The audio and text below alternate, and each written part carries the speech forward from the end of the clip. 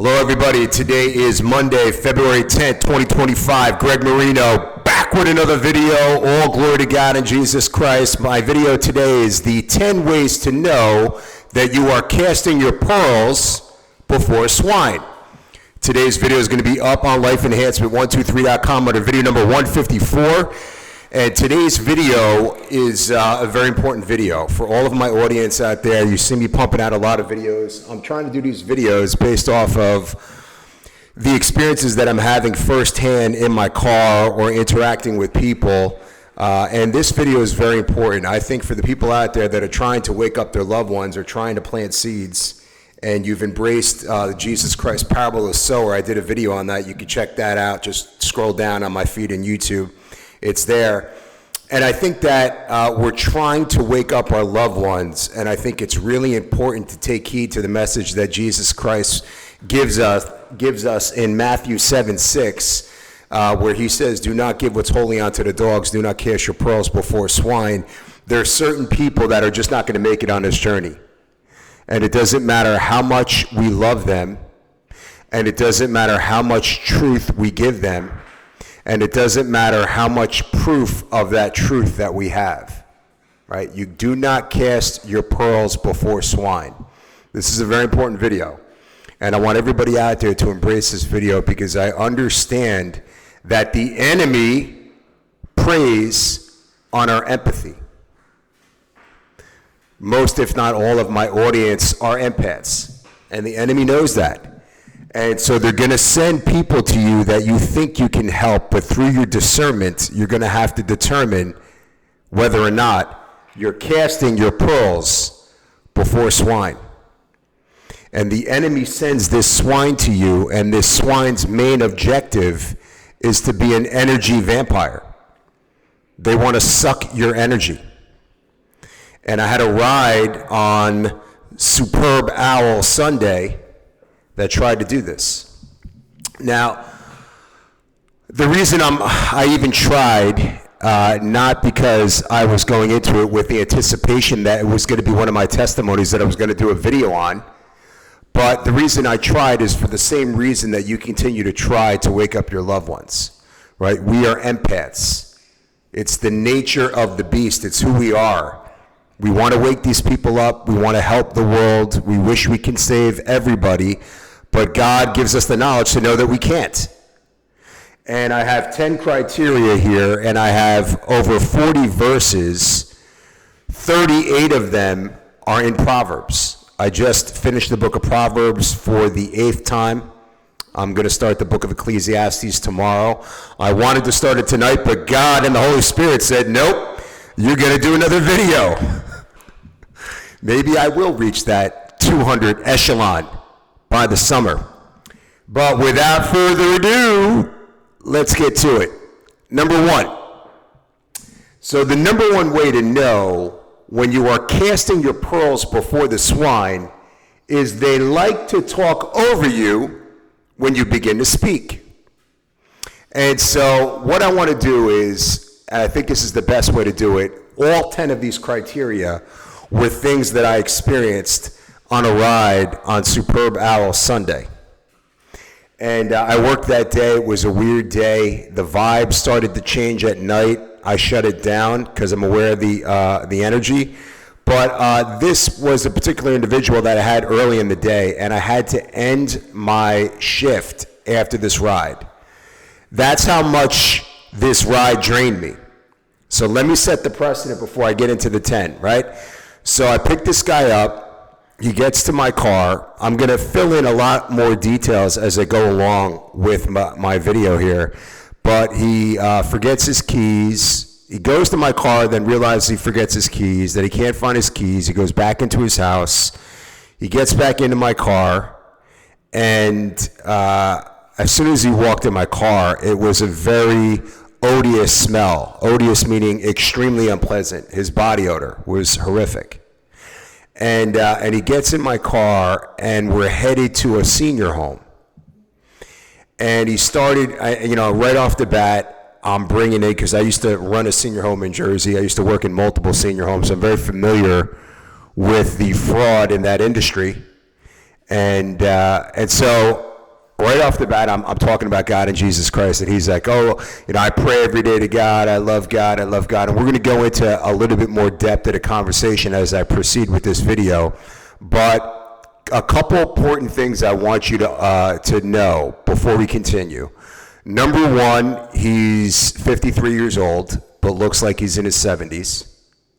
Number two, he admitted to me that both him and his wife took both Moderna shots during COVID. Okay?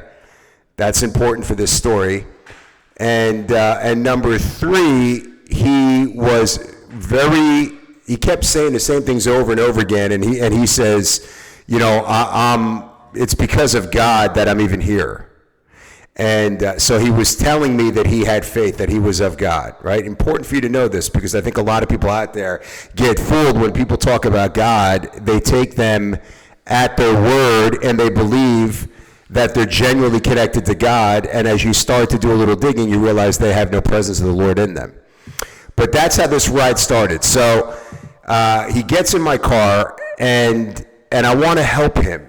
Right? I'm here, I'm the watchman, here to blow the trumpets to warn the wicked to flee their wickedness.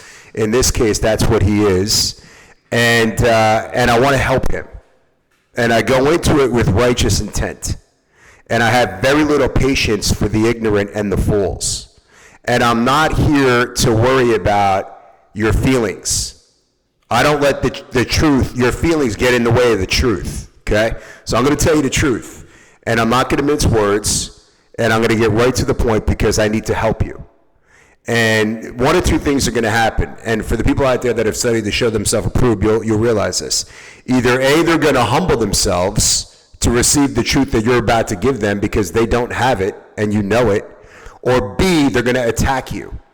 And they're going to allow their ego to dominate the conversation. So before we get into the details of this ride, which criteria do you think this guy fell in, right? Obviously B, okay? But we'll get into it. This is important for everybody out there because I know my audience is dealing with this. And there's a lot of people that you probably deal with on a daily basis that you want to help, but you have to use your discernment to understand and decipher whether or not you may be casting your pearls before swine.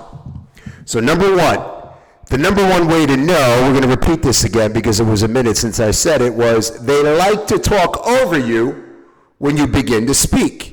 Okay, we're going to get to the testimony on that in a minute, but I have 5 verses that I got to get to, and I want to start the video before I even get to these verses. Sometimes I jump around, I'm sorry. I'm so excited about this video. I want to start it with the actual verse that's taken from the book of Matthew where Jesus Christ is talking about this.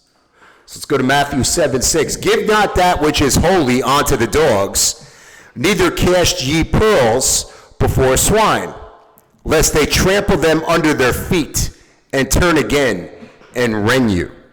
Right? So that end part is very important because when you try to give what's holy onto the dogs and cast your pearls before swine, when you try to do that, what Jesus Christ is telling you is they're going to trample those pearls underneath their foot and turn again and rend you, right? They're going to despise you. They're going to hate you. And they're going to give this holy thing that was a gift of God given to you through the Spirit of truth because you've given your life to Jesus Christ. They're going to trample it under their feet.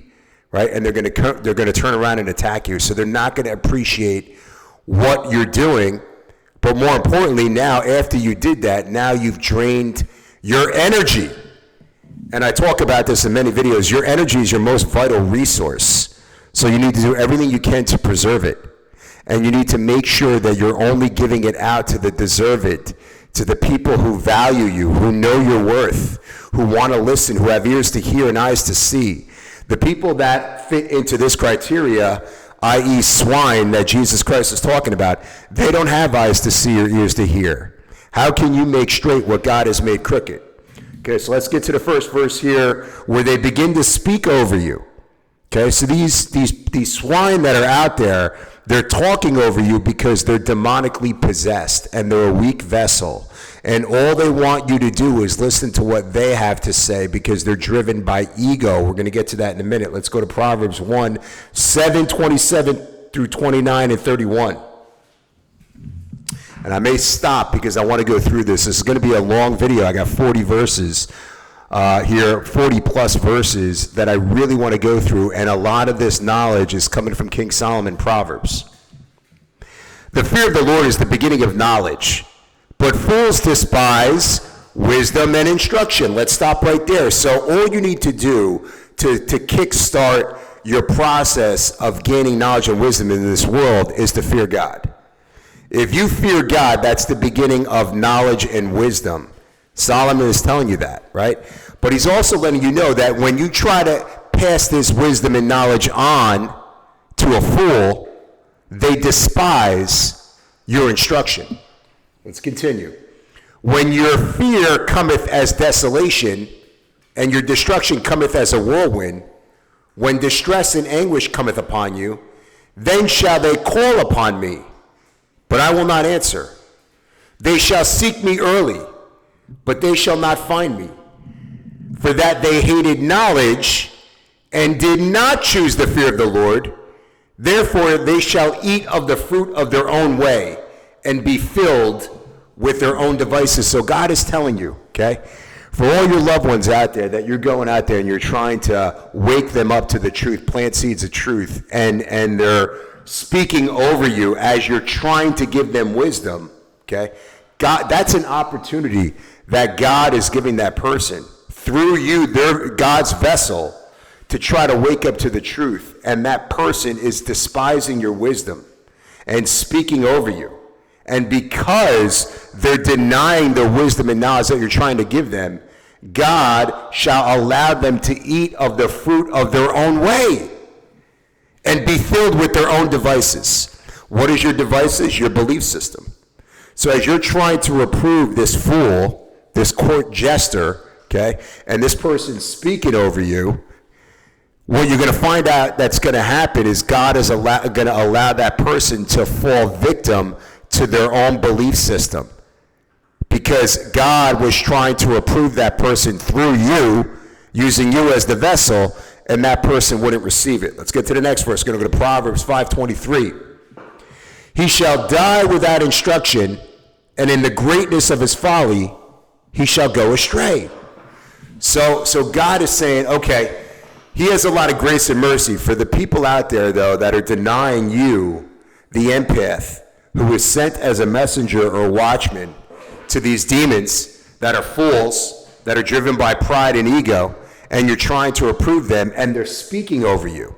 They're speaking over you, just so you can understand, it's a weak fleshly vessel, and the demon understands that if that person actually absorbs what it is that you are telling them, then that demon will no longer have control of that body. That weak fleshly vessel will now be controlled by themselves and not by the demon, if they're actually able to absorb the truth that you're giving them. So know that when they're talking over you, it's that demonic presence that exists within them that's trying to, block out the words from being absorbed into that person's soul, so spiritually they can wake up to the lie and the deception that they have fallen victim to. Let's go to Proverbs 18:13. He that answereth a matter before he heareth it, it is folly and shame unto him. So I think this is a good time. I have 2 more verses here, but I think this is a good time to talk about what went down. So the guy gets in my car, and he smells, he stinks. Like, it's not weed this time, it's body odor. And he gets in my car. I have to roll the window down because it's that pungent. We're going to get to why he has that body odor in a minute. And so you guys got to look at this from a spiritual lens. So he gets in the car and he starts talking about this. And I'm heading to a senior home. His 53-year-old wife had a stroke. So I got to be very careful because I want to keep this video up on YouTube, okay? So I told you earlier that he took 2 Moderna jib jabs, both him and his wife.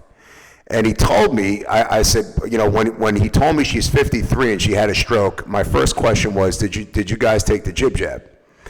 And he said, yeah, we took both of them because we had to.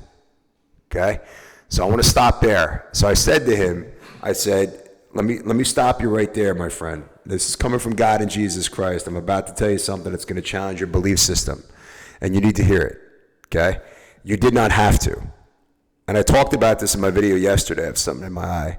And in that video, I said, there's a spiritual contract that Satan has with God, which he cannot breach in any way. And that is that he cannot infringe upon our free will. That is a gift from God, just like the dominion of the earth, the land of the earth is given to us. That's why our world is ruled by maritime law, law of the sea. They're pirates. They have no dominion over the upper lowercase living man or woman. So they create an all capital name dead fiction upon our birth via our birth certificate. But he can't infringe upon our free will. So when you're telling me you were forced to take that, he goes, well, if we didn't take that, we're going to lose our job. I said, okay, does that mean that you're forced? Or does that mean that you chose money over the knowing about what exactly it was that you were putting in your body? And this is a hard pill for people to swallow, but anybody who took the jib jab because they were threatened that they were going to lose their job if they didn't, you chose money, mammon, Satan. Matthew 6:24, no man could serve 2 masters, for you will love one and hate the other, cling to one and despise the other. No man could serve God and mammon. Mammon is money, Satan, his only tool. So what you did when you took the jib jab is you told God that you hate him. Let me repeat. When you took the jib jab, you told God that you hate him. And for all the people out there that refused it, you showed God and proved to him how much you love him. So the people out there that took it are listening to me say that, and they're saying, oh my God, that's ridiculous. That one thing's got nothing to do with the other. I love God. You don't say that I don't love God just because I did that. I had to do that because, you know, my grandmother, she's elderly and I had to protect her. No. You were lazy, you were slothful, you were resonating in fear. You did no research. It didn't take much to figure out what had the sinister intent of that, and you're going to suffer the consequences. So now this guy's telling me, because I told him, I said, you know, do you know that there's a lot of people that are experiencing the stroke because of the jib jab? And he's like, no, I didn't know that. He goes, but I will tell you, the second one that I took, I really hurt my arm, and I was in a lot of pain for a while. And I said, yeah. I said, because what you took is something that was not what they told you it was. Okay, it has a much more sinister intent in the body, and it wasn't for your protection. And you took it because you didn't look into it, and you were too busy about worrying about losing your money, and that was your focus, and that blinded you. All right, so again, Galatians 4:16, am I therefore become your enemy because I'm telling you the truth? I have to tell people the truth in that way, because my intention by telling them the truth like that is to shake them up enough to wake up. And when you're doing that with a person who has wisdom, they're going to say, wait a second, maybe he's onto something. Let me look into it. But when you're doing that with a fool, they're going to hate you. Proverbs 23:9, speak not in the ears of a fool, for he will despise the wisdom of thy words. Isn't that so fitting?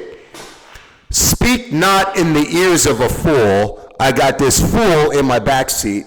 I know he's a fool just because of what he's already told me.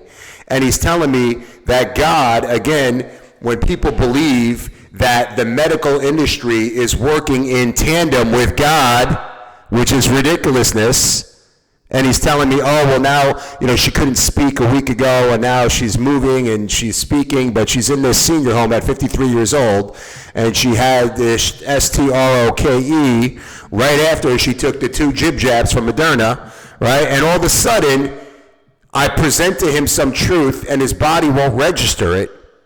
And so then he starts rambling about God. And he starts talking, and he goes, and I said, well, you're experiencing this. And he goes, no, let me finish. He got real nasty. So the demon spoke up.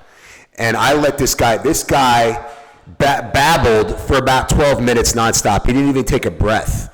And he said, well, I love God, and I pray to God every night, and I know about God, and, I know that I need to read the Bible more. I haven't read the Bible more, but I got a great relationship with God, and yeah, but, I have an issue with God, and I don't like, this game that he's playing with Satan, and he's using us as pawns in his chess game, and so I was like, well, let me comment on it. No, let me finish. I got to talk about this, and he just kept rambling, and saying the same thing over and over again, and what he was trying to do was he was trying to convince himself that he was righteous, because he was going through anxiety, because I just presented to him the reason why he's suffering, because God allows you to fall on the sword of your own devices, and now his ego won't allow him to accept that, and now I'm dealing with a fool. Now I'm dealing with a court jester. So at that point, I wanted to shut it down, and I didn't want to say another word. I was going to let this guy fall on the sword of his own devices. I tried to help him, but I realized I can't give what's holy onto the dogs. I know I'm casting these pearls before swine,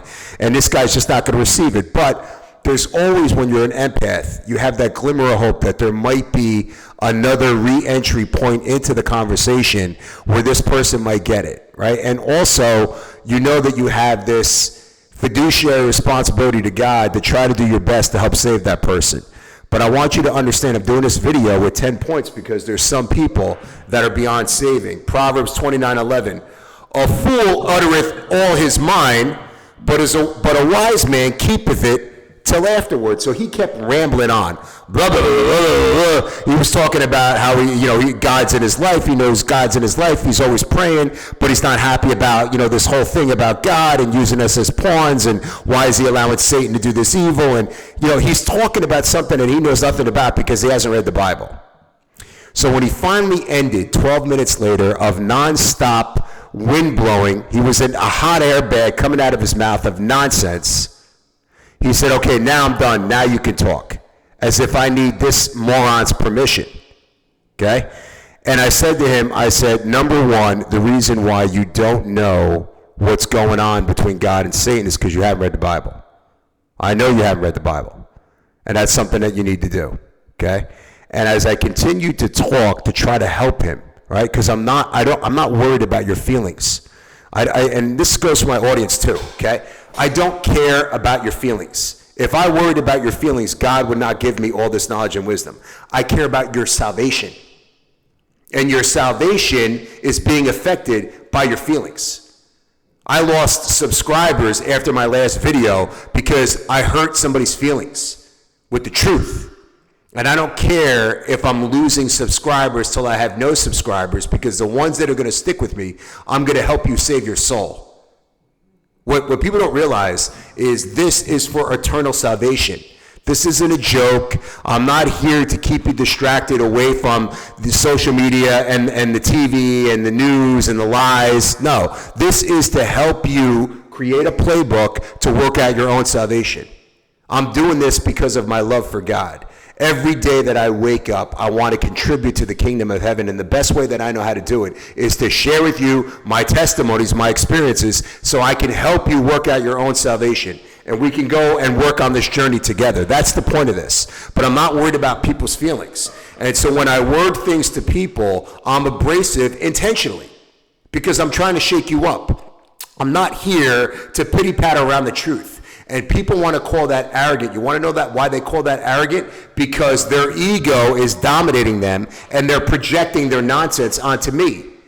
Right? Study to show yourself approved unto God. Sacrifice your life. Go out there, produce 154 videos that are an hour and a half long. Spend your whole day evangelizing the truth, trying to win souls over to the kingdom of heaven, and then you could speak. But if you haven't read the Bible like this moron, and you took 2 jib jabs, and you're dealing with your wife suffering because you're not man enough to step into the knowledge of the truth to lead your woman, then you need to shut your mouth and listen with your ears so a real man of God can reprove you. And that's what I was trying to do. But he didn't want to receive it because he's a fool, right? Speak not in the ears of a fool, for he will despise the wisdom of thy words. People don't want the truth. My former employer and the people that worked there, they didn't want the truth. I'm the man of truth. Now, I'm not claiming I know it all, but what I know 100%, and I speak it. And I'm trying to help people work out their salvation. And some embrace it. I'm not saying people don't. I have some of my subscribers, they embrace it. I have the people that I meet in my car. I had a ride today. It was an amazing ride. I'm not going to talk about that, but it was an amazing, amazing ride. And we sat at the destination for like 5 minutes just talking about it. And I'm pretty sure I'll probably hear from that person again, because I'm really trying to make a difference in your salvation journey. That's the whole point that I do this. Number two. The number two way to know when you are casting your pearls before swine is they claim to have faith, but they question God. Right? So this guy was saying, listen, I don't like this game that God's playing with Satan, and he's using us as pawns in his chess game. I don't like that he's allowing all this evil to exist. I don't like that. That doesn't make sense to me. Like, I'm not questioning God, but so he was basically questioning God, but saying he's not questioning God. And the reason he's questioning God, just like I did, because I was once there with him, right? I could have been a brother to this guy and really helped him with what he's going through. I can help his wife. I even told him in Deuteronomy 7:15, God heals all sickness. Oh yeah, God's healing my wife because she's in this senior home, and but no, the health industry is what put her there, and the health industry is what's going to keep her there. Okay, wake up! They're not in the business of cures; they're in the business of customers. They're not going to make her better. And you trying to speak out loud that you're convincing yourself that God is the reason that she's gotten a little better in that senior home after her STROKE is you trying to rationalize the ludicrousy of your own thought process. There's a way that seemeth right unto a man, but the end thereof are the ways of death. A man that wandereth out of the way of understanding shall remain in the congregation of the dead. So you're going to remain with all those dead people that are believing in the medical industry, and a real man of God is trying to reprove you. And even if you don't know me to be a real man of God, and even if you're not 100% certain that God sent me, maybe you should at least listen to what I have to say instead of interrupting me when I'm speaking or when I'm trying to explain to you why you're questioning God. So you're questioning God because you haven't read the Bible. When you read the Bible, you understand that God created the good and the righteous and the evil. He created the evil to test the righteous to see if they're worthy of eternal salvation. He created the evil for their day of judgment. Without this evil, how can he know if we're truly worthy of that eternal salvation? Without this evil, how can he know if we're aligning with him to seek God and Jesus Christ out, or if we're aligning with Satan and this evil narrative that's out there? But this buffoon wouldn't even give me an opportunity to speak, and the more that he interrupted me, the more that I just wanted to shut it down. And if it wasn't for the fact that I have the presence of God in me through the Spirit of truth, I would have just gave up right away. I gave this guy like 5 opportunities in that conversation, 4 more than I give most people, to try to help him, because I want to see if I can help him get his wife out of that rehab. But he didn't want to embrace my message, because he's a fool. Let's go to Proverbs 3, 5, and 6, and 32. Trust in the Lord with all thy heart, and lean not unto thy own understanding. Stop there. Lean not unto thy own understanding. So he's trying to rationalize what's happening in his life through his own understanding, which is based on what the medical industry is telling him in commercials, because he went out there and he got 2 jib jabs for money. And he's suffering the consequences of his action. God's not a liar. God won't be mocked. Whatever man soweth, he shall reap. So he's reaping destruction because he has his study to show himself approved unto God. And he's battling his flesh, and God puts him in my car. And a lot of times the people of my world, they say, you guys don't realize this. If I've come across you and I'm no longer in your life, and you've gone back to the reality of the world that you believe in, there's a good chance that might have been your last opportunity for God to show you grace and mercy through me, through the man who's going to reprove you, which you did not allow nor receive, because you're a fool. In all thy ways acknowledge him, and he shall direct thy paths. For the froward is abomination to the Lord, but his secret is with the righteous. See, the secret of the truth, right?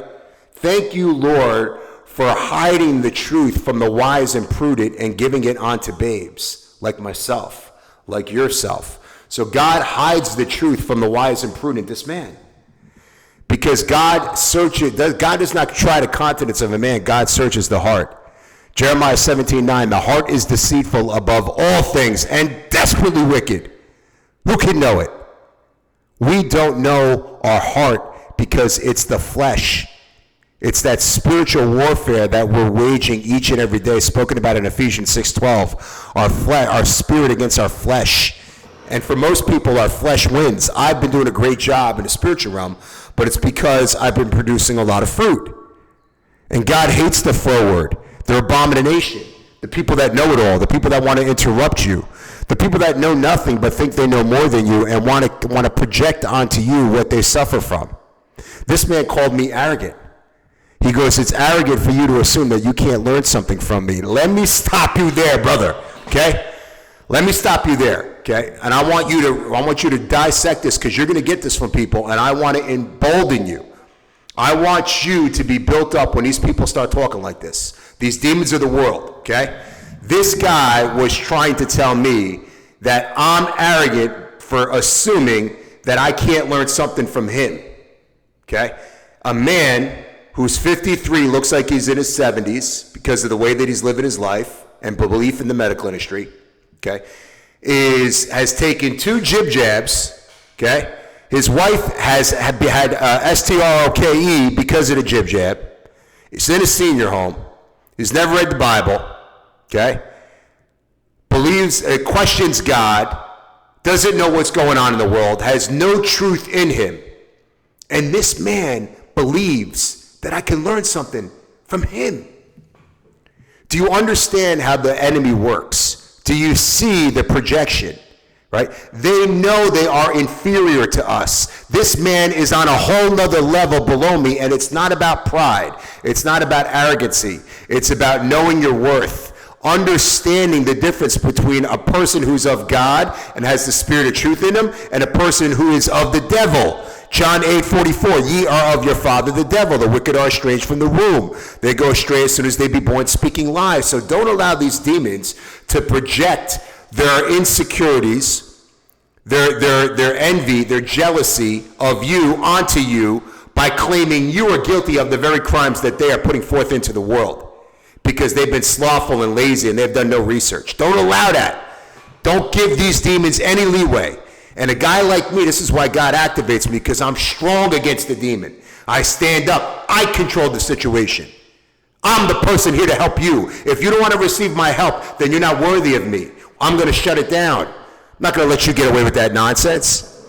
So after he told me that, I said, okay, now we're done talking. You're going to shut your mouth, or I'm going to pull over right here and I'm going to drop you off.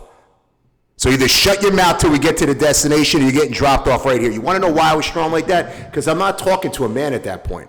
I'm talking to a demon that's controlling a man who's portraying a fool. And I want to give you guys that courage, that motivation to understand that ended. I stayed in silence. I didn't even say goodbye to that man. We are not even to sit with the wicked. I want to send such a strong message to that demon to let them know that you will never get an ounce of energy again from the man of God. And God came to you to try to help you with what you're going through. I came to you from my heart, my brother. I don't need to reprove you. I could just say, oh man, I'm sorry to hear that, and just listen to my music the whole ride. I'm spending my energy and giving you my knowledge direct from God, and you deny me, you demon. Proverbs 19:15, slothfulness casteth into a deep sleep, and an idle soul shall suffer hunger. So why do I put that in there? Because this man who's questioning God could easily find out the answers as to why this world is so evil, and he feels like God is playing a chess game using him as a pawn if he read the Bible. But you know why he hasn't read the Bible? Because he's lazy. He's slothful. And being slothful is one of the deadly sins. It's an abomination in the eyes of God. Why do I have all this knowledge and he doesn't? Because I'm not lazy. Because I was willing to sacrifice more to get to this point. It's all about sacrifice.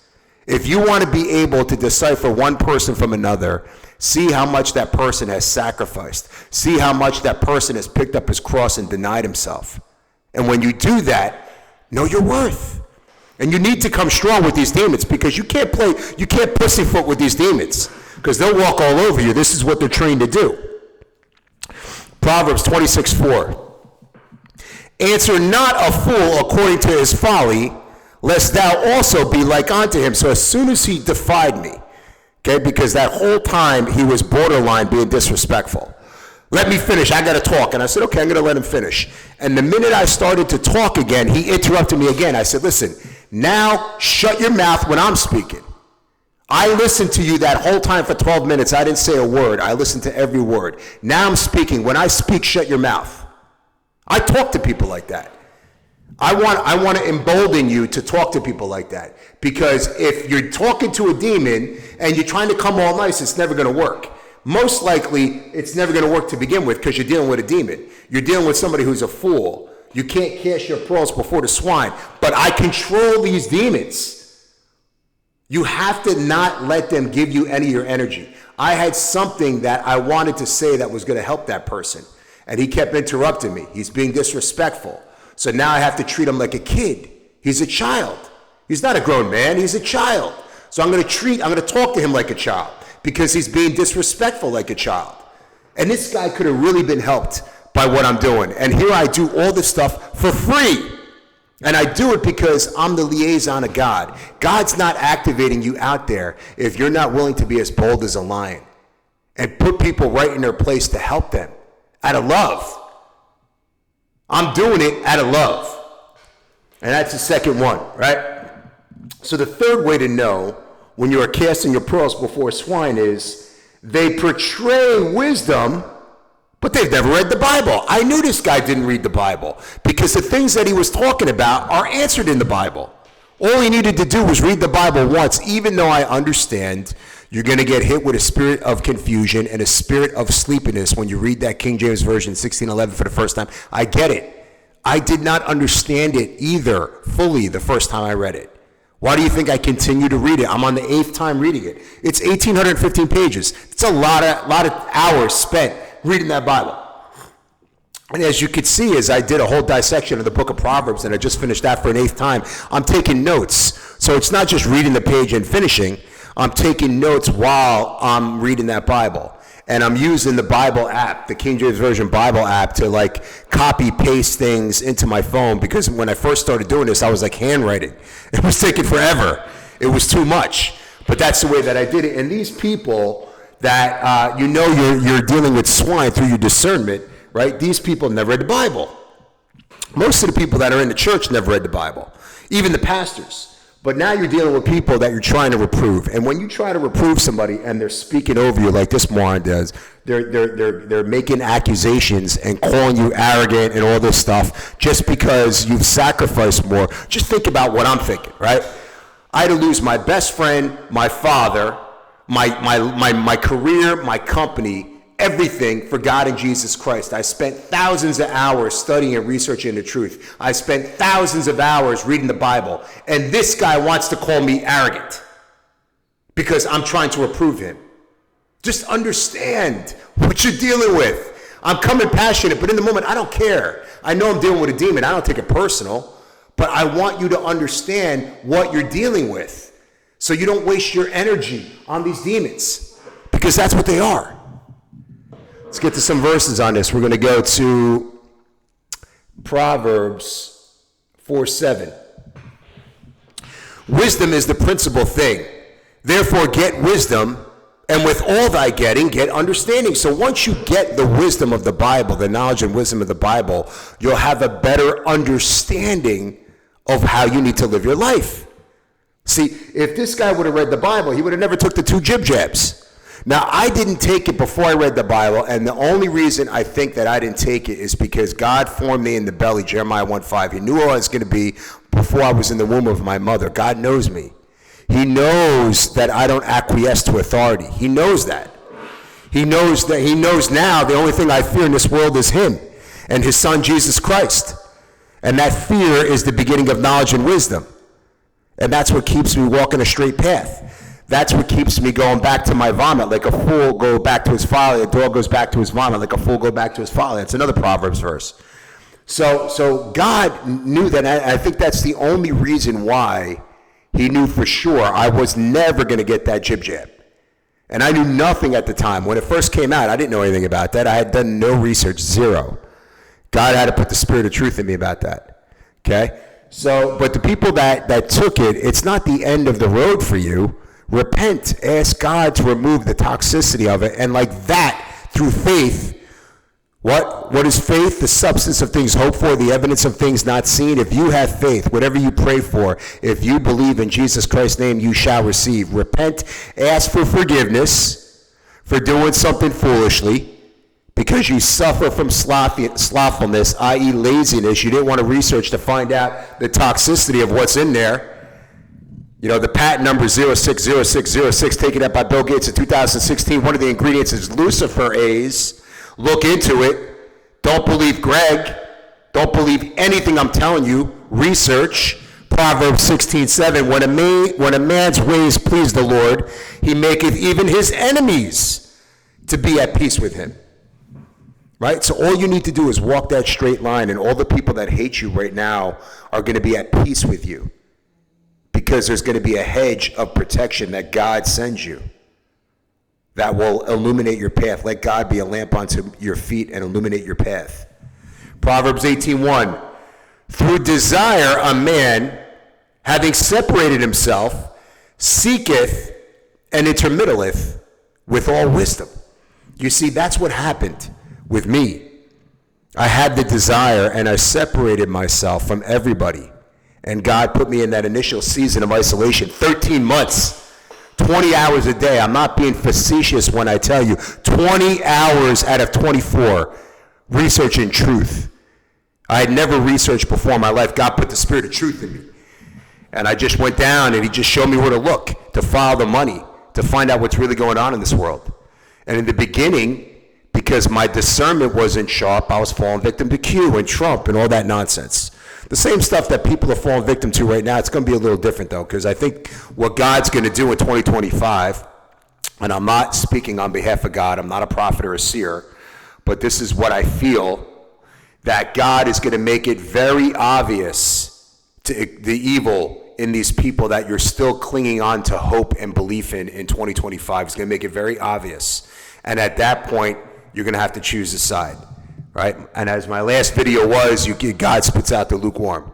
So you can't be lukewarm. You're going to have to choose a side. God's going to reveal a lot of truth, and you're going to be judged according to your works.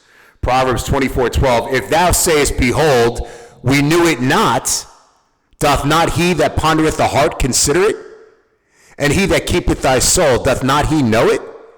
And shall not he render to every man according to his works?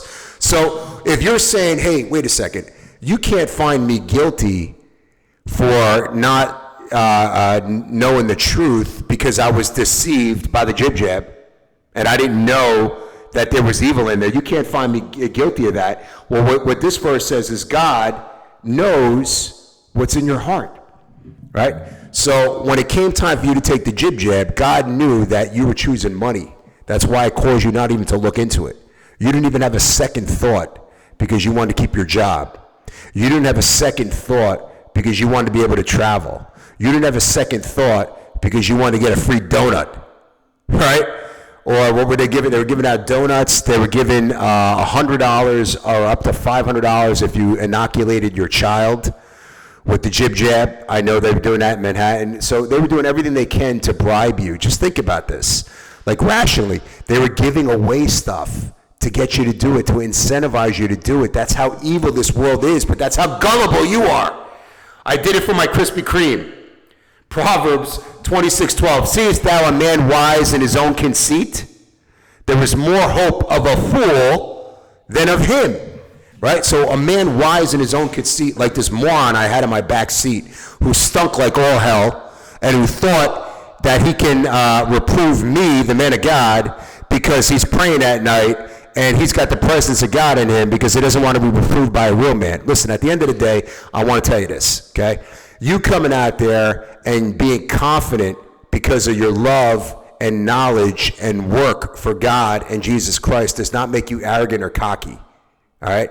So for all the people out there that want to look at my videos and say, oh, this guy's proud and he's arrogant and he's cocky, I'm confident in my Lord and Savior Jesus Christ. Step into my shoes one day and do what I do, and you're going to walk around with the same level of confidence. It only seems like swagger and cockiness to you. I'm not talking to the audience, but to the people out there that are on that wide and broad path, right? Wide is the gate and broad is the way that leadeth unto destruction, and many there be that go therein. Those people that are on that wide path, the 2/3, they're going to see me as arrogant, because I'm an inconvenient reminder to the fact that you know nothing. I'm an inconvenient reminder to the fact that you are led by Satan, your father, and you have wickedness and evil in your heart, and you have a froward mouth. I'm an inconvenient reminder of that, because I'm bold as a lion, and I'm willing to tell the world that I know who you are. And there's a difference between you and I, right? I'm on that narrow path. And I'm going to fight for my neighbor, my brother. And I'm going to go out there and I'm going to try to win souls over for the kingdom of heaven. Because those who win souls over is wise. And I'm going to lay up my treasure in heaven, because where my heart is, that where my treasure is, that's where my heart is. And more people need to do that. And don't be ashamed of the fact that you're out there and you're speaking with confidence to people, because I'm going to tell you something. People don't wake up when you're all nice. There's a reason why that Scared Straight program worked for kids, because you got to wake people up. You got to shake them to get them to understand the path that they're on leads to destruction. Number 4, okay? I'm passionate about it because I want to help people work out their salvation. And this isn't really speaking to my audience, because I know my audience gets this, but this is speaking, I'm hoping that you share this video with somebody that maybe you feel like, all right, listen, I don't want to spend any more time with this person, but let me send them this video to wake them up from what it is that they're falling victim to, because they're going to burn up in hell in a lake of fire and brimstone, right?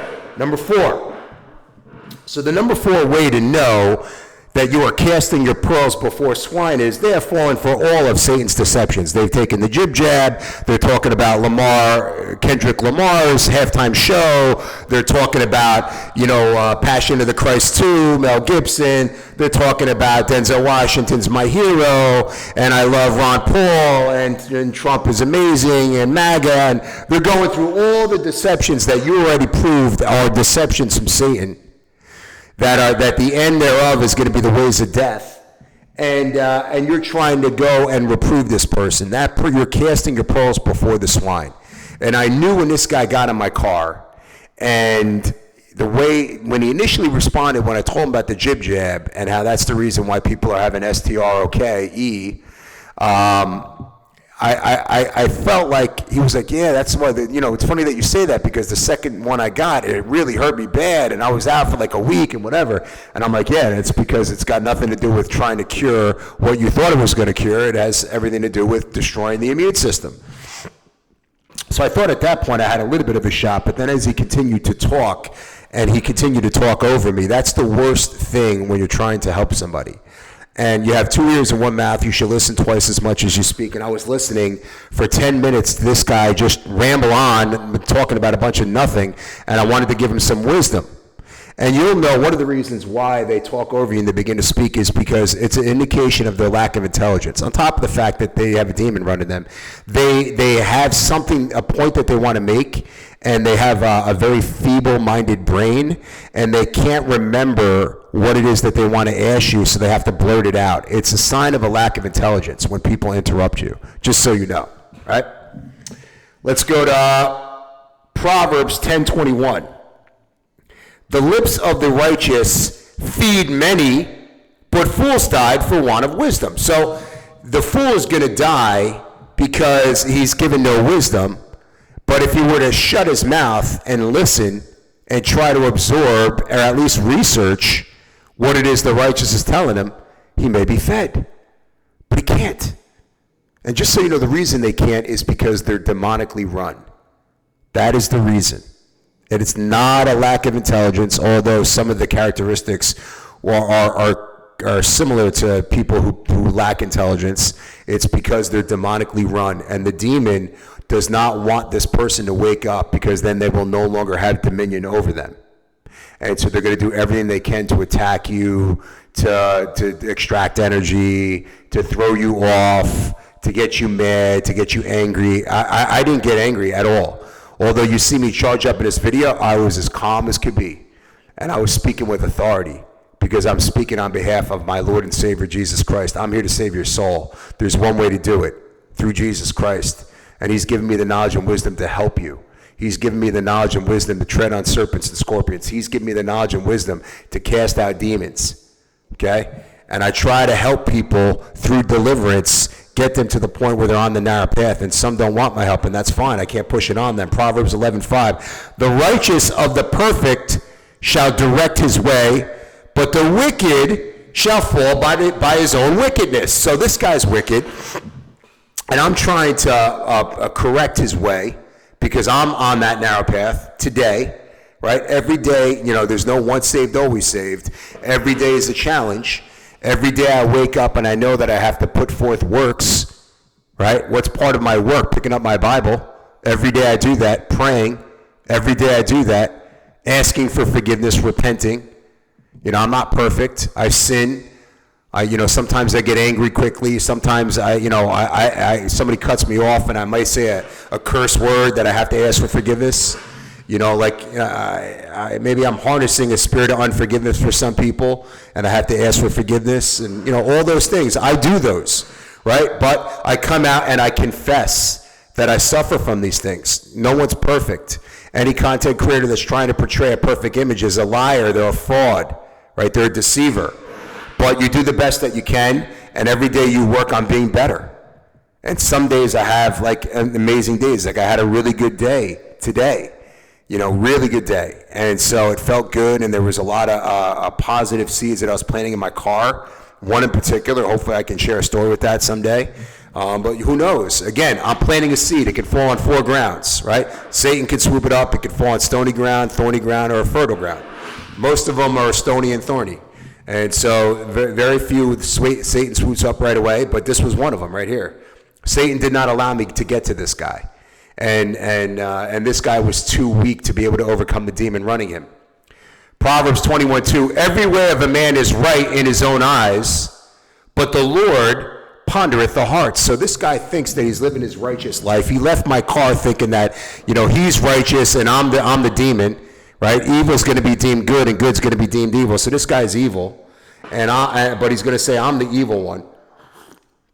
But that's okay, and I want it to be okay for you and all my subscribers out there. You're not going to be able to wake everybody up, but you do what you can to help the ones that you think you can help. And through discernment, you have to understand, do not give your energy to these demons. These are swine. Proverbs 22:3, a prudent man foreseeth the evil and hideth himself. But the simple pass on and are punished. Wow, that sounds like a guy taking 2 jib jabs, right? A prudent man like myself who didn't read the Bible yet, but I foresaw evil because I didn't put my faith in man. And I'm healthy right now. But that man who believed in man is dealing with the punishment of him being simple and walking right into the devil's nest, into the viper's nest. And here he's suffering. His poor wife, 53 years old, okay? That's way too young to be having an STROKE. Way too young. And she's dealing with that. And he believes, this is how feeble-minded he is, that he's praying to God, who he's already questioned with his mouth. Death and life are in the power of the tongue, and those who love it shall reap the fruit thereof. So he's come out and questioned God publicly, and then he wants to contradict himself in the same sentence and say, I believe in God. No, you don't believe in God. The truth is you hate God, right? Jesus Christ warned us, they hated me before they hated you. They're going to hate you. Love not the world nor the things in this world, because a friend of this world is an enemy to God. They're going to hate you. People hate me. I'm not talking about they dislike me. People hate me. Pure hatred. Never met them before. Pure hatred. Spoke to them one time. Pure hatred. Or they love me. I don't have a shade of gray. There is no middle ground with the way people respond to me. And that's okay. And I don't care if my message irritates your demon and you want to unsubscribe. Unsubscribe. God watches. God sees what you're doing. God knows my heart. He knows why I'm doing this. He knows the truth that I'm presenting to you. He supports it. He activated me because this is the way that I am. I'm not going to mimic myself to other content creators and the way that they present the information with all this love and give you all this hopium and tell you all these great things that you're amazing. Most of my audience is not. You want to know how I know? Because everybody that I meet fits into that criteria, including myself. We have to stop believing in these delusions of grandeur. We have to stop believing that we're righteous. It's a struggle. Our body is predisposed of sin. We have a predisposition to sin every day. It is a difficult walk. If we go through most of the day without committing a sin, that's a miracle. So we have to battle that flesh. God makes it hard intentionally. So he has a purpose for us, right? He has a purpose for you. He has a purpose for me. But it takes work. You got to work at this every day, every minute of every day. I'm realizing now how difficult it is. And I'd be a deceiver if I didn't come here and try to preach conviction to get you to make changes in your life. Because I know some of the mistakes that you're making, I made them. And I suffered. And I don't want to see you suffer out there making these mistakes like this moron in my car who's going to suffer big time, even more so now. Because God sent me to wake him up and he denied me. And I don't want to see that happen to your loved ones. I believe that the people that watch my videos are on the narrow path. They're trying hard. They're aware of these things. But what I also believe is that because you have so much love in your heart, perfect love casteth out fear, because you have this love, you want to try to help everybody. And I guarantee you that 2/3 of the people that you love, because the Bible tells me this, could be constituted as swine. And you're expending very necessary and vital energy on this swine. Let's go to number 5. The number 5 way to know when you are casting your pearls before swine is they are proud and driven by ego. Now, these are 2 qualities that I know really well. These are I talked about these 2 qualities in the 16 traits as to why your loved ones won't wake up to the truth. This is the same reason here. This guy was so ego-driven and so driven by pride that I need to just shut him down. I didn't even want to continue to hear his voice in my car. And I never tell people I'm going to drop him off. And I was ready to do that with this guy. That's how disrespected I was when I was coming to him with my heart to help him through a very difficult situation. And he could not handle the truth. Right? The thing that he couldn't handle is I told him, you haven't read the Bible, so you have no idea what's going on in the world. And the reason I know that is because I suffered from this. In 2020 and 2021, well, at least the beginning of 2021, because I had read the Bible one time in 2021, I was falling victim to a lot of the deceptions that were out there. I never fell victim to the jib jab, but I fell victim to a lot of deceptions that were out there. And I know it was because I didn't read the Bible. And so if me telling you the truth offends you, the truth that you know nothing because you haven't read the Bible, then so be it. I'll stand before my judge, Jesus Christ, and say, yes, I said that to him. Right? Because people love to, the ones in the church, they love to cherry pick the Bible and talk about, oh, don't, pull the mote out of your eye before you start, asking me to pull the mote out of my eye, and you don't judge me, don't judge. They want you to see, they promote that in the church because they don't want you to be bold as a lion and reprove people out there. They don't want you to do that because if you do that, you might offer that person salvation. So they want to promote that, don't judge me, don't judge me. No, a spiritual man judges all things and is judge of no man. I'm spiritual. I'm out there as an educator ordained by God and Jesus Christ. I'm going to reprove you, not because I care about your feelings, but because God instructs me to do so. And I'm not going to defy God like Jonah did by not warning the city of Nineveh. Okay? I put my faith in God, and God tells me that if somebody's out there and they're falling victim to deception, I am to reprove them. I can't let your feelings get in the way of that. I can't let the fact that you are now feeling guilt and remorse because you didn't lead your wife, because now she's dealing with being in a senior home at 53 years old because you didn't steer her away from the 2 jib jabs that you yourself took. Okay? I'm not going to deal with the fact that you're dealing with that now internally and want to project that onto me because you've been less than a man up until this point, like I was prior to 2020. So man up, admit your faults, take accountability, get reproved by a true man of God, repent, and then change your ways. That's the whole point of this. So Proverbs 4:14 and 16 through 17, enter not into the path of the wicked, and go not into the way of evil men, for they sleep not except they have done mischief, and their sleep is taken away unless they cause some to fall. For they eat the bread of wickedness and drink the wine of violence. So these people that are driven by evil and wickedness need to cause mischief in somebody's life in order for them to sleep. That's how evil they are. There's many people out there that have been sent your way, former friends or loved ones, that were meant to destroy you. They were trying to cause mischief in your life, either knowingly or unknowingly. They were being used as a tool for wrath and destruction in your life. God created them crooked. They suffered some sort of childhood trauma, probably being raised by what this modern day world calls a narcissist. I could have fallen victim to this because I had a narcissist try raising me. Thank God I was able to fall out of that clutch. But there's a lot of people that you know and love that were damaged as children through a traumatic event as a child, or being raised by demonic parents that suffer from this, what this modern day world calls narcissism. And they're destroyed now as adults, and what they're trying to do is they're trying to bring people down with them because that's all they know. They know nothing other than wrath and destruction. They're meant to cause mischief in your life. They want to destroy you. And God instructs you, let's go back to the first verse. Enter not into the path of the wicked, and go not in the way of evil men. You are not to even go near these people.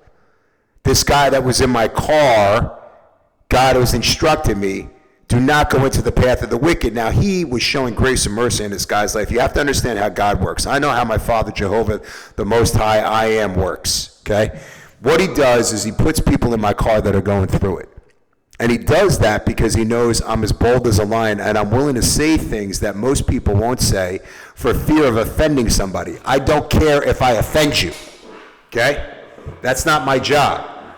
If I worried about that, then God would not have activated me. He would not have given me all this knowledge and wisdom. He's done that because I'm as bold as a lion. 154 videos. Watch them. You'll see. Proverbs 8:13, the fear of the Lord is to hate evil, pride, and arrogancy, and the evil way, and the froward mouth do I hate. This guy tried to get away with being disrespectful in my car. Let me tell you something, brother, okay? You're in my car. God brought you to me. You're suffering, and from my heart, I'm trying to help you. Don't ever think that I'm going to allow you to disrespect me and demean my worth when I'm out here sacrificing myself for you, and me letting you get away with that. Never gonna happen, okay? You gotta be serious when you're dealing with these people, okay? Come to them with righteous intent. Come to them with your heart, okay? But understand, God instructs you to hate evil, to hate their pride, to hate their arrogancy, their evil way, their froward mouth. I never let demons get away with anything with me, ever, ever. Why do you think I stand up to the cops, okay? I know who their father is. I don't play with that. And people out there need to be a little bit more bold. I'm not telling you go out there and create an insurrection. I'm not telling you go out there and start putting forth wrath. But you stand up to these people. Let them know that you know who they are. Maybe that might shake them up enough to change. Right? But vengeance is mine. I shall repay, saith the Lord. Let God avenge you. But stand up to the evil in that moment. Let them know that you're not going to tolerate that. You always have to draw the line in the sand with the demons and let them know, right? My family knows where that line is, that I won't cross again, and I won't let them cross again. Make an example for that, because if you do that and you stay steadfast in your focus on God and Jesus Christ and the narrow path and what God is called you to do, what your purpose is, and you never deviate to the left or right, God will always protect you. There'll be a hedge of protection. But the minute that you deviate away from that, or that you don't stay steadfast in that belief and show that confidence that you have in your Lord and Savior Jesus Christ, God may start taking things away from you. And I don't want that to happen. Proverbs 14:6, a wise man feareth and departeth from evil, but the fool rageth and is confident. Right? So these people out there, and I don't want you to get that mixed up with what I just said. These people out there are having this false confidence in something that is a lie, that is a deception. The confidence that you have in God and Jesus Christ is different than the confidence that these fools have in their deception. Right? Departed from evil. Fear God. Fear God so much that's going to keep you on a straight and narrow path. Fear God so much that that's going to cause you to wake up each and every day and see how much more you can help expand God's kingdom here on earth. And he'll start working miracles in your life. Let's go to Proverbs 25:28. He that hath no rule over his own spirit is like a city that is broken down and without walls. So this guy, I started to lose him. He started to get like wrathful and rageful in my car, and that's when I shut it down. Right? I don't have any tolerance for that nonsense. And God knows that if anybody comes at me like that and tries to challenge me physically, then I'm going to be protected by God. So I have no problem with that. But I stand up to the biggest of big, the Goliaths. I feel like David when I'm dealing with some of these big guys. But I have no problems getting in their face and letting them know, hey man, I ain't going to tolerate that disrespect. And if you come at me, you're going to be dealing with God and his wrath. And let people know that. The wicked fear the righteous. Don't be fooled by these demons. All they're trying to do is bully you. They're trying to intimidate you. Don't be intimidated by them. Proverbs 27:4. Wrath is cruel and anger is outrageous. But who is able to stand before envy? Don't let envy. This guy, driven by pride and ego, was actually envious of me because of my knowledge of the Bible. He was actually envious of me because I knew something that he didn't. And he what he did was he took that envy and he transformed that into wrath. And the demon wanted him to try to attack me, to try to break me down. You see, one of the reasons why they'll start projecting all this evil onto you is because they want to break your confidence. They want to break your spirit. They don't want you working so hard for the kingdom of heaven. They don't want you speaking with confidence to people because your confidence can lead people down the path of salvation. They don't want that. These demons don't want that, so they're going to send these attacks to you. But they're nothing. I'm impenetrable. My armor is impenetrable to attack from a demon. So they can't get through to me. They can't try to break me down because God has built me up, and that's why God put you in a season of isolation. He's out there trying to build you up, and the way you get built up is through the Word. Number 6, they attack you when you challenge their beliefs. So they experience cognitive dissonance like this guy did, and he attacked me, started calling me arrogant and all that as I'm trying to help him. And this is just an indication of how foolish this person is and how weak the vessel is because the demon is controlling the ship. I keep repeating the same thing because I want people to understand that it's a spiritual battle that we have. This is spiritual warfare. We're not dealing with people, man or women. We're dealing with the demons that are running them, okay? So just understand that Proverbs 12:1-20, whosoever loveth instruction, loveth knowledge. But he that hateth reproof is brutish. Deceit is in the heart of them that imagine evil. But to the counselors of peace is joy. So these people have deceit in their heart. They're brutish because they hate reproof. If this guy would have listened to me, I could have saved him a lot of heartache, and I could have really helped him. And I would have loved to have, said a prayer for his wife to get her out of the condition that she's in. But, this demon instead chose to attack me instead of humbling himself. Again, ego, pride. God favors the humble and meek and resists the proud and arrogant. God's going to resist this guy. Do you think that God actually hears this man's prayers? Do you really believe that? This guy does. Or maybe he doesn't really believe it, but he's just trying to say it to convince himself of the truth. God does not hear the prayers of sinners. That man's a sinner. And God had grace and mercy on his life. He brought him to my house. He brought him to my car, right? That's my church. Where 2 or 3 are gathered in my name, that's where I'll be in the midst of them. So I'm in that church, right, where Jesus Christ is listening to all my words. And he watched that exchange between that man and me. Yeah, I stand behind every word that I said in that car. I know that I try to help that guy with my heart. But the The man that hateth reproof is brutish, and deceit is in the heart of them that imagine evil. He was imagining evil against me. Proverbs 15:10, correction is grievous unto him that forsaketh the way, and he that hateth reproof shall die. He that hateth reproof shall die. You will die in your sin. God's trying to reprove you. If you have a loved one out there that you have tried to reprove through your heart, and they've rejected you, and they've forsaken you, right? And they hated you because you tried to reprove them, they're going to die in their sin. Solomon's not talking about the death of this world. He's talking about the eternal death, the death in the lake of fire and brimstone. These people are going to burn up for eternity. Why do you think I even do these videos? Why do you think I go out there and I just, reveal my privacy to the world and share my private experiences to help you work out your own salvation so you don't fall victim to the same mistakes that I fall victim to, that you can learn from the situations that I'm dealing with each and every day, so you can understand that you're not alone in this battle, that we're all going through it. Proverbs 27:17, iron sharpeneth iron, so a man sharpeneth the countenance of his friend.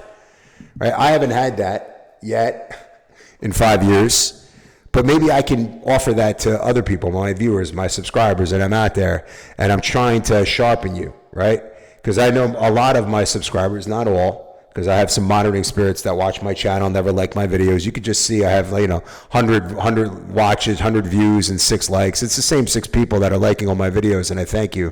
From the bottom of my heart, God watches you. He sees that you're appreciating all my hard work to help you work out your salvation. I'm doing it for you. I'm not doing it for clicks or views or fame or money, because I ain't getting any of that. I'm doing it for you, the few that I know watch my videos continually and pay support to my channel. Just the best way, if you want to support me, is just pray for me. All right, put me in your prayers. Let God know the impact that I'm making in your life. Proverbs 6:14 and 15. Frowardness is in his heart. He deviseth mischief continually. He soweth discord. Therefore shall his calamity come suddenly. Suddenly shall he be broken without remedy. So this guy that was in my car, right, is froward in his heart, right? The frowardness, the boldness, and with his devised evil. He's trying to devise mischief. He's trying to sow discord amongst the brethren, right? Who knows the reasons why he was doing what he was doing. But, my spirit irritated his demons because I was telling him the truth, right? People don't want the truth. They want reinforcement that what they believe is true. He wanted me to say, oh, no, okay, yeah, no, you're on the right path. You're praying to God. You got it right. No, I'm not going to do that, because I will be judged because I told him an untruth. I didn't tell him the truth. So I will suffer the wrath of his life because I misinformed him. I am the shepherd, right? My sheep hear me. I'm out there. I have to tell them the truth. If I don't tell them the truth, then God's going to judge me, and his iniquity lays on my shoulders. I'm not going to do that. Proverbs 16:22. Understanding is a wellspring of life unto him that hath it, but the instructions of fools is folly. God's telling you, don't waste your time. This guy was a waste of time. I knew it as soon as he got in my car. I smelt it. We're going to get to that in a minute. But not only just by the smell, I could just tell. I feel it. It's an energy. When you're a man of God, you sense these things. Proverbs 17:11, an evil man seeketh only rebellion. Therefore a cruel messenger shall be sent against him. Where are we? Oh, man, 29. I jumped a little bit above, but yes, they want to rebel against you. They don't want to hearken onto your message. They don't want to embrace what you're telling them. They don't want to humble themselves to receive that word. They want to rebel against you because they know it all. They're driven by pride and ego. And the seventh thing that I talked about, which I jumped, the 7th way to know you are dealing with, to know when you are casting your pearls before swine, is that person loves to debate. He wanted to debate with me. I'm not here to debate with you. You don't know nothing. Okay? So me debating with you is, who's a bigger fool, the fool or the person debating with the fool? I'm not going to debate with you. I'm here to reprove you. Okay? Either you can humble yourself to receive it, or you're going to shut your mouth, and I'm going to take you to your destination. You're going to get out of my car. You're going to suffer the wrath of God. It's up to you. You choose. God gives you free will. He gives you the ability to mess this life up. Many choose to do it. Right? Proverbs 28:1.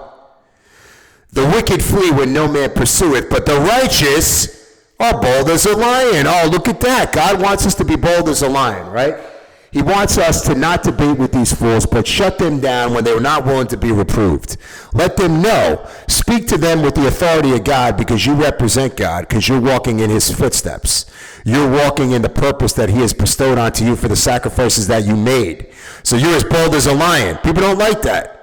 People don't like that. I speak with authority because I've sacrificed, and I've studied to show myself approved. I'm going to speak with that authority because God instructs me to do so. Number 8. The 8th way to know when you are casting your pearls before swine is you feel drained just being around them. This guy drained me so much so that I had to end my morning shift right after that ride. And this is why I'm talking about these energy vampires. You have to be very cognizant and aware of the fact that their goal is to drain your energy. You know, a mission accomplished by Satan with Brent putting this guy in my car, right? And I don't believe Satan put this guy in my car. I actually do believe God put this guy in my car, and he chose the ways of the devil because he was too weak to know any better. But these people, these demons, are going to drain your energy. If you've ever tried to cast your pearls before the swine and you know that that message wasn't received, go back in your mind and recollect how you felt after that exchange. Just think about it. Right? You felt totally drained because that's their goal. See, they can't self-regulate, these demons. They need to latch onto a very huge source of energy. And we're resonating at a very high level. That's why they gravitate to us, but they're leeches. And you need to understand through your discernment that you can't cast your pearls before the swine because you got to conserve your energy. It's your most vital resource. Proverbs 14:7. Go from the presence of a foolish man when thou perceivest not in him the lips of knowledge. So I knew this guy had no knowledge, but because of my heart and my kindness and my love for what I thought might have been my neighbor, I still tried to help him, even though he went on that rambling, and I was like, Greg, just shut up and don't say anything. Just get him to his destination. But the Holy Spirit's in me. It's strong. The Spirit of God is in me. It wants to help these people. I don't want to see them burn up. But many want to. They choose that. Proverbs 28:23.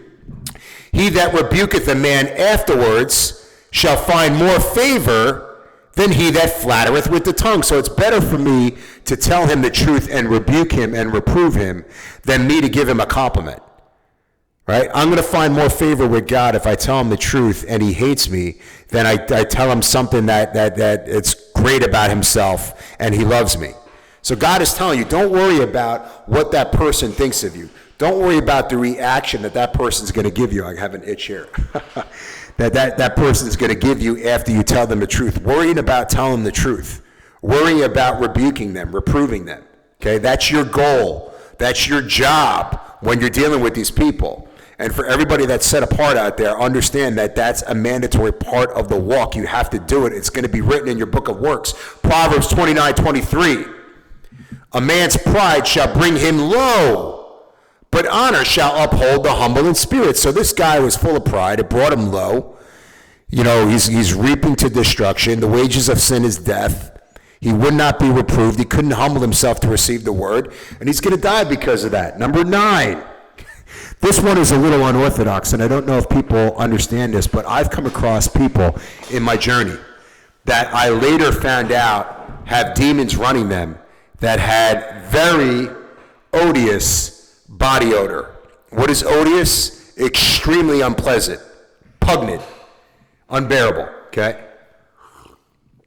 I was around this girl one time, and I couldn't believe how much she stunk. I even told her, I'm like, man. And she told me, oh, yeah, this is like a new thing. No, so I want you to understand this, right? And this may be hard for people to grasp, but if you're spiritual, you'll get it. So what you're smelling is not that person. That person's not dirty, okay? Maybe they have dirty tendencies, but that's not what you're smelling. You're smelling the demon.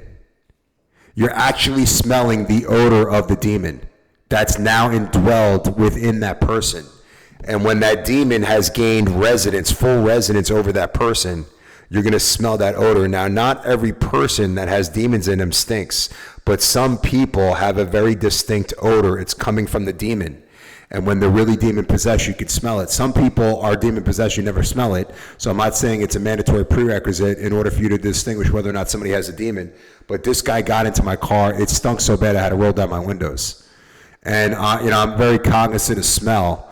And I think that's part of your discernment, right? It's a quality that you're able to incorporate when you're dealing with discernment. And that guy got in my car, and it's not a coincidence that I had one of the most horrific experiences with this guy, and he stunk, right? And just think about the people that you pass in the gym that stink so bad, like really pungent body odor. Notice their facial expressions towards you. Notice the way they interact, their mannerisms, their looks at you, the way they interact with other people or lack thereof, right? It's demonic presence. That's what that odious body odor is, and I want you guys to be aware of it. So this way, when you smell it on some people, you're aware that, hey, man, there's a good chance that person's got a demon in them, right? And it's not just that they're not clean. Let's go to Proverbs 15:29. The Lord is far from the wicked, but he heareth the prayer of the righteous. Now, why did I put that in there with odious smell? Because there's no presence of the Lord in these people that have this smell, this demonic smell. No presence of the Lord in them. He's far from them. This is wicked. This is pure wickedness. You're battling. You don't battle against flesh and blood. You battle against spiritual wickedness in high places. Proverbs 17:15. He that justifieth the wicked and he that condemneth the just, even they both are abomination to the Lord. So if you're actually out there confirming the wicked people are good and condemning the just, like my former employer did, choosing the side of a woman possessed with a demon over the man of God and condemning the man of God, well, then you are an abomination to the Lord, just like this guy, right? He condemned me. He told me that I suffered from arrogancy. It's arrogant for me to assume that I can't learn something from him. Those were his words, okay? So he's condemning the just, and he's justifying his own wickedness, right? And I want to get to number 10. So the number 10 way to know when you are casting your pearls before swine is they possess lifeless eyes. What do I mean by lifeless eyes? If you've ever got involved in the video game world, there's characters that are in video games that are called NPCs, non-player characters. So they don't play a pertinent role in the video game, but they're more in the background. Look into the people that are still wearing a mask today. Look into their eyes. You will see this lifeless stare, much like I saw when I looked in my rearview mirror into the eyes of this demon. Okay? It's a lifeless stare. There's nothing there because there's a demon running the vessel. Proverbs 13:18. Poverty and shame shall be to him that refuseth instruction, but he that regardeth reproof shall be honored. So these people that are lifeless, right, like this guy, okay, he's going to suffer nothing but poverty and shame and depression and stress and anxiety, right, and sorrow, because he would not be reproved by me. He refused the instruction that I wanted to give him to help him get out of his current situation.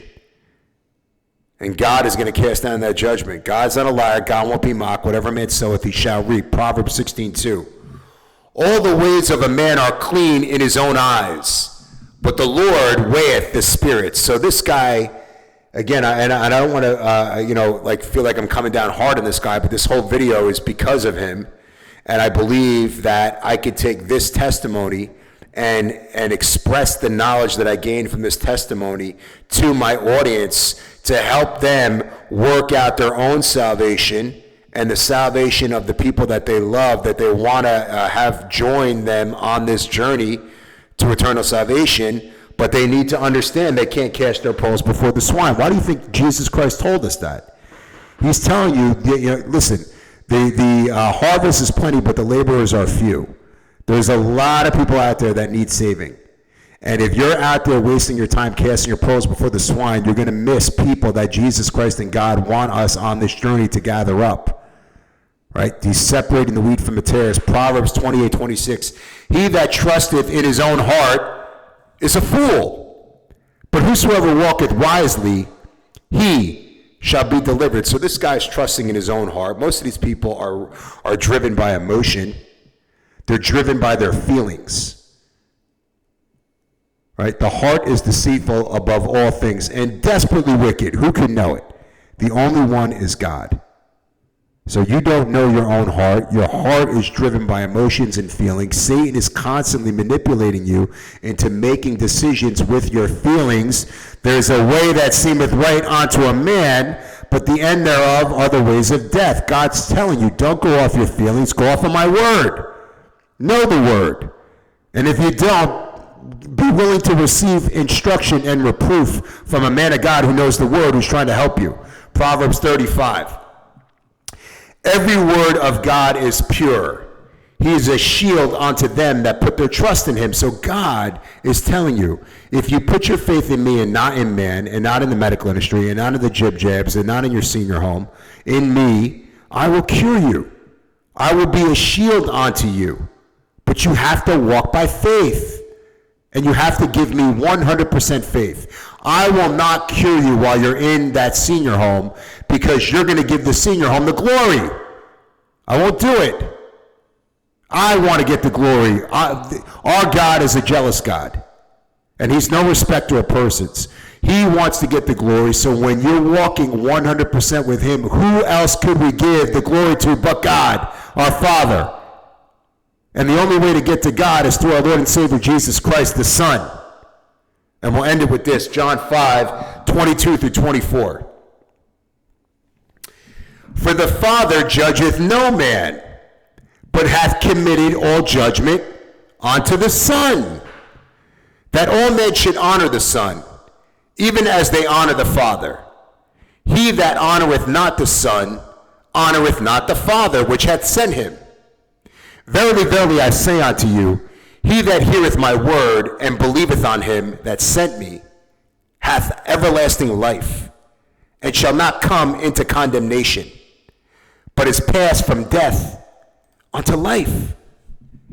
And I hope that you hearken unto my message, and I hope that you seek out that eternal life that Jesus Christ has in store for you. Because God and Jesus Christ this year are doing a full separation of the wheat and the tares. And if you're out there and you're walking that narrow path and you're learning from this video the 10 traits to look for to know that you're going to be casting your pearls before the swine and expending your energy on somebody who God and Jesus Christ have predestined to go down to the lake of fire and brimstone, then you're going to be able to conserve the energy to give it to people that are on that narrow path, or that God and Jesus Christ want on that narrow path. I hope this video edified you. Share this video. Send it over to people that you think might fit this criteria, that you no longer want to contribute some energy to, and this is your last chance. I love you guys. All glory to God and Jesus Christ. Until my next video, take care, guys.